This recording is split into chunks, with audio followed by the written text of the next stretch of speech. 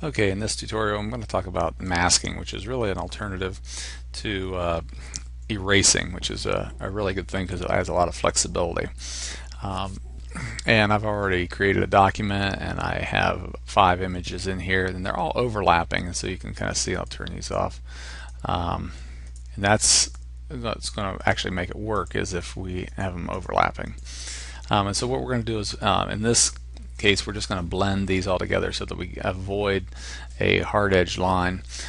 So what we're going to do is hit mask, which is this little black circle inside a white square, and that's going to put a new kind of almost like a layer. And what you really need to notice about this is there's a white outline around it. I can click also on the actual picture itself. This is the mask, this is the picture, and that's going to be really important in a minute. So I'm going to select my mask and I'm going to go to my brush and make it soft, and I'm going to paint with black. And painting with black on a mask actually reveals what's underneath, and painting with white paints back, or conceals. So the nice thing about this is I could take an eraser and get a soft eraser right here and erase part of this image, but what that does is it damages it's actually destructive, where you're going to remove part of the image, and tomorrow if something's not right, you're just kind of out of luck. With a mask you can come back tomorrow and bring some of the image back, and I'll just let you see what that's all about. So remember, I can use the bracket keys beside the letter P to make my brush bigger or smaller. I've got black, and I want to make sure that my mask is selected, because if my picture is selected, I'm just painting black on top of my picture and I'm destroying it. Painting black here is actually revealing, and you can kind of see that my opacity down kind of low right at the moment, but you might want to mess around with that.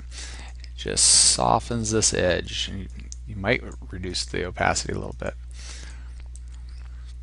So really what's happening is, let me turn all these off, is it's just fading this edge out so that it blends in with the other pictures.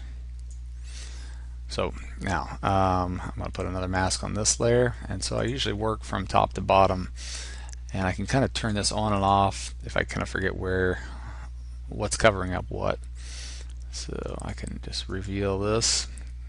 Now if I reveal too much, if I erase too much, which is not really erasing, it's masking, the nice thing about this is I can switch colors by this little arrow, and I can put that right back. So this has a lot more flexibility than an eraser. I'll put another one on here, and this is the middle image, I think. So I'll fade up and painting with white. I can reveal what's underneath,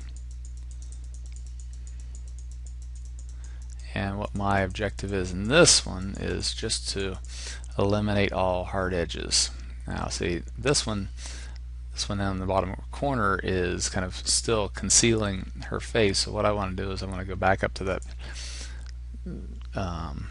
this layer right here and kind of reveal some of her face. Now there's a little corner right here that I think is being covered up by this one. So you just kind of have to bounce around and just kind of work it until you get a composition that you want to see.